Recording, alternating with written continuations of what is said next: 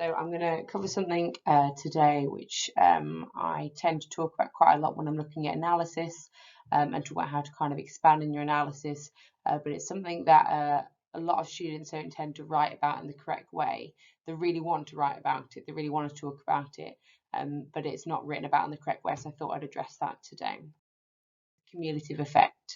Okay, so just as I go through then, just as previous videos, please make sure that you pause it so you can have a go at if there's a question on, for example. So starting off with then, what do you think cumulative effect means? Some of you might know already. Cumulative means increasing or increased in quantity, degree, or force by successive additions. Okay, lots of big words there. So just have a look, pause the video, just see if you can have a go what you think cumulative effects means in English. Okay, so then let's have a look at this example. The cumulative effect of 2 years drought is that the farmers' profits have suffered massively as so many of their crops died. Okay, so basically what this means then is that the overall effect of this drought is that their profits have suffered and many of their crops have died. So all it means is overall. Okay, you can see in the top left on the screen it says the overall effect. So now let's translate that to English. It means that we've got to look at kind of multiple words, put them together and talk about the overall effect. Okay, something that a lot of students tend to do is that they look at the overall effect of one quote.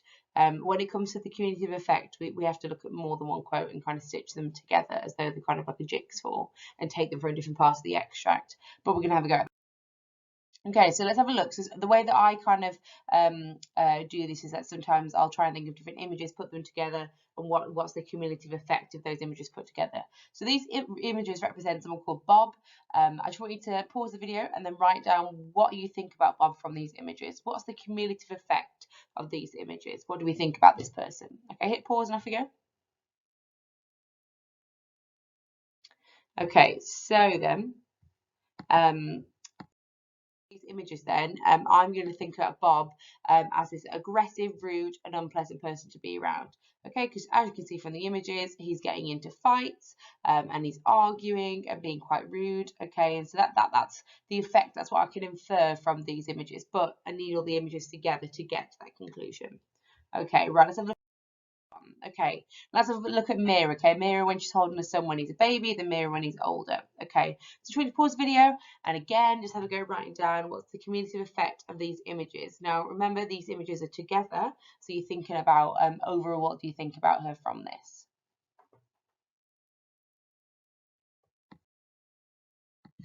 Okay, right, so the cumulative effect of this is that it causes me to perceive Mira to be a motherly, loving person, okay? But I've got these two images together. I've seen Mira when her baby's little and Mira when her baby's older, and that makes me think that she's motherly, okay? But if I just saw one image, that effect would be lessened over time. Right, something else that ties into the cumulative effect is the semantic field. Now, some of you might know what that means. It's very similar to if we're looking kind of at lexical fields. Basically, it's kind of the overall almost theme or idea that's being produced by the words, but in this case, images. So these images represent a poem. Okay, I want you to think about what the cumulative effect of this is and what semantic field it might create. Okay, so just have a think, pause the video, have a think what semantic field this might create.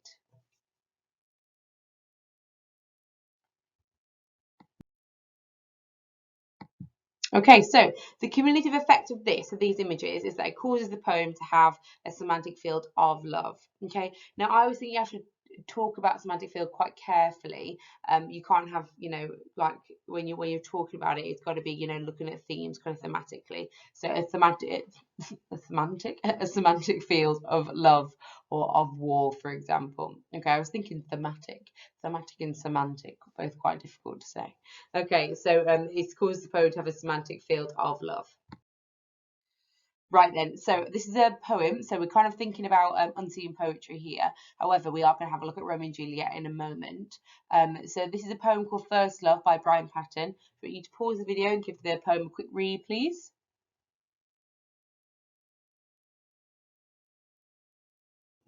Okay, so as you can see, the poem is about falling in love and the kind of the feelings associated with that.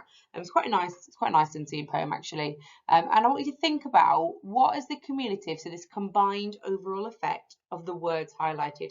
I want you to literally ignore the rest of the words for now and just think, what do these words in particular tell me? So pause the video again, I feel like I say this all the time, and give that a go, please.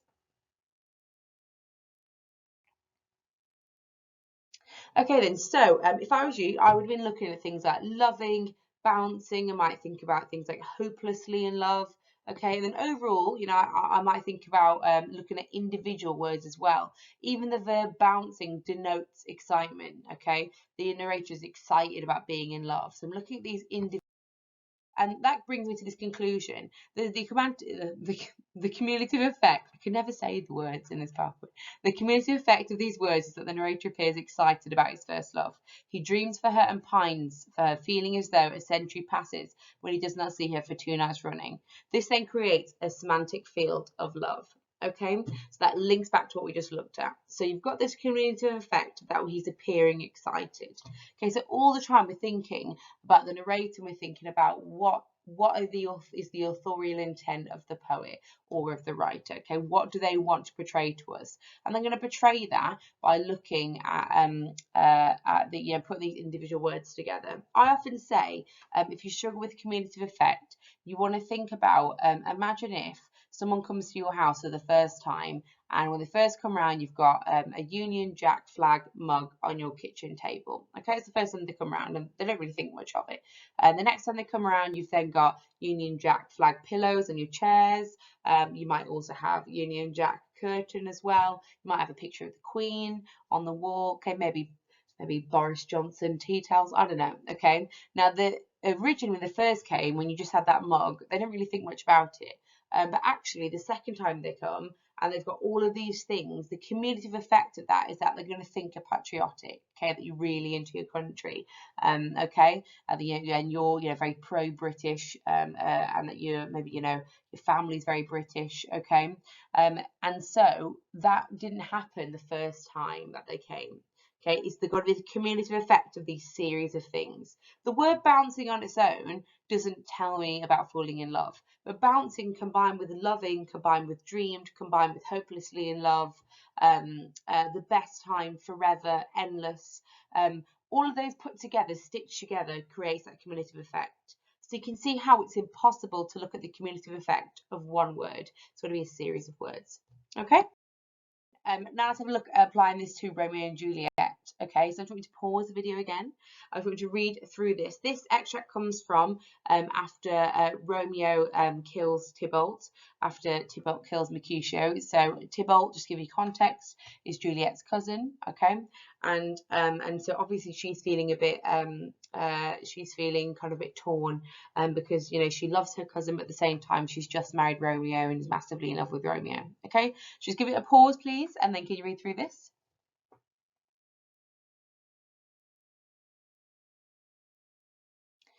Okay then, so you had a quick read through, so you can see that there's kind of a lot of juxtaposition here.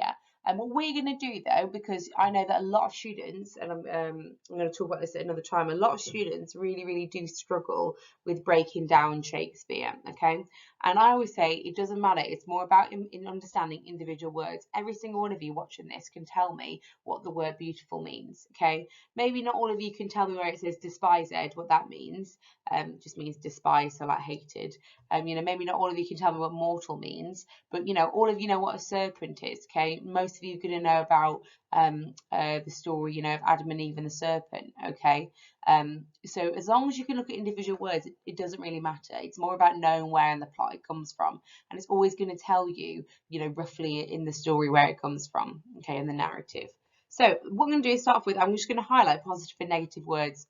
Usually I'll get my students to put positive and negative signs. Just for ease on here, I've created like a little key. So you can see here then that in pink I've got the negative words and green I've got the positive words. Okay, now I haven't done all of them, so obviously I missed out. I haven't looked at beautiful under positive. You know, I haven't looked at paradise under positive. I've just kind of picked out a few key ones that I first noticed after close reading the text. Close reading as well, you know, we read it on a second. We've read it first, we scan through first. Close reading, then we read it afterwards, and we start to kind of break it down and analyze it. That's close reading. Okay, the top left on your screen, you can see it says connotations are these thoughts, feelings, and ideas associated with the word.